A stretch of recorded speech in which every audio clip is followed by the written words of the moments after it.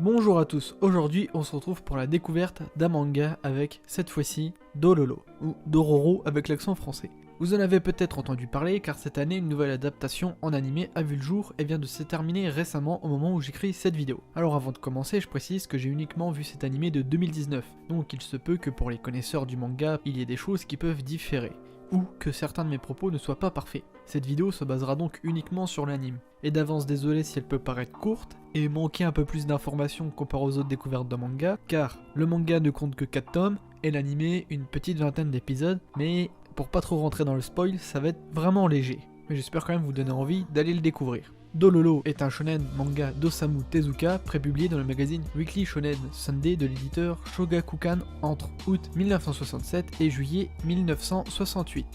L'édition française a été publiée par Akata en 2006. J'espère que vous connaissez tous Osamu Tezuka, et bonne chance pour vous procurer le manga. Passons au Hypnosis. Ce manga se déroule durant l'histoire Sengoku, conte l'histoire de Yakimaru, jeune homme dont 48 parties du corps sont offertes à 48 démons au moment de sa naissance. Son père a en effet conclu un pacte avec eux afin d'acquérir des pouvoirs. Il abandonne aussitôt son fils qui est élevé par un médecin. Celui-ci remplace les parties manquantes du corps de Yakimaru par des prothèses, dont certaines s'avèrent être des armes. Par exemple, ses faux bras cachent des sabres. Comme l'a vu Louis et ses autres sens lui ont été dérobés, le jeune homme développe des sens surnaturels qui lui permettent de se défendre face aux démons. À chaque fois qu'il bat l'un d'eux, il récupère une partie manquante de son corps. La première question que je me suis posée, a-t-il toujours ses attributs masculins? Eh bien, je n'ai toujours pas la réponse. Le titre du manga fait référence au personnage secondaire, Dololo, un jeune orphelin, voyou, qui croise le chemin de Yakimaru et le suit à travers le Japon. Ce manga est vraiment très intéressant à suivre pour découvrir l'évolution de son personnage principal, ainsi que les émotions qu'il peut procurer. Au début, pendant sa quête de retrouver les parties de son corps volées, on fait 1 ou 2 épisodes consacrés à un démon et à la fin une espèce de morale s'en dégage, avec l'histoire du village qui se fait persécuter et le démon en question. Sans trop rentrer dans les détails, on va être du côté du démon et nous montrer qu'ils ne sont pas tous des êtres assoiffés de sang par pur plaisir. C'était un exemple parmi tous ceux qu'on pourra avoir. Dans d'autres, la psychologie d'un personnage allié au démon, pourquoi il aide le démon à bouffer les autres humains.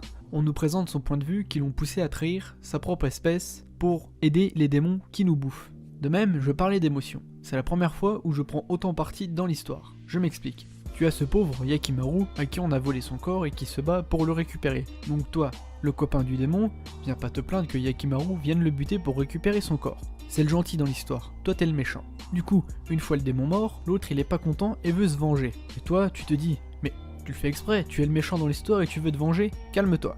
Et dites-vous que ce genre de réaction est assez fréquente dans cet animé. Et ça c'est vraiment quelque chose de super positif.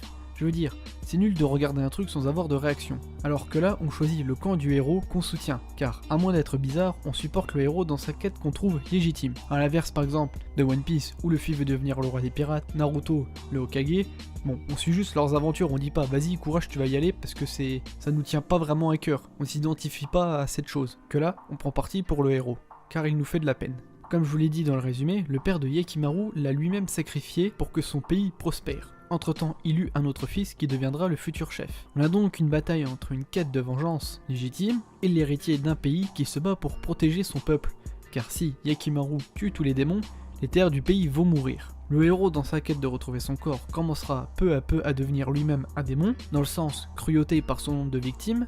Petit spoil, comme Yakimaru est aveugle, il ne distingue pas les personnes des démons et les gentils des méchants. Il a donc un pouvoir spécial qui fait ressortir une espèce d'aura des formes, et si elle est rouge c'est que c'est un démon, et lui il commencera à avoir un peu cette aura rouge. C'est grâce à ça qu'on sait qu'Yakimaru commence un peu trop sombrer dans la vengeance et à perdre son objectif qui est juste récupérer son corps. Mais bien sûr il pourra compter sur le soutien de son compagnon Dololo qui l'aidera à garder son humanité et poursuivre son objectif en n'étant pas aveuglé par la soif de vengeance. Et pour finir, je vais vous donner un argument de taille qui peut vous convaincre de regarder Dololo. Le grand, tout-puissant dieu Araki a repris une scène de Dololo pour sa partie 7. Donc, si le grand Araki s'est inspiré d'une scène de son manga, vous avez un gage de qualité très fiable. J'espère que la vidéo vous a plu et que je vous en ai fait une bonne présentation pour vous donner envie d'aller voir ce manga. D'ailleurs, je tiens à remercier Bro du serveur Opei qui m'a fait découvrir cet animé. Si vous voulez rejoindre le serveur Discord, le lien est dans la description. Pour ceux qui connaissaient déjà Dololo, donnez-moi votre avis, et sur ce, à la prochaine.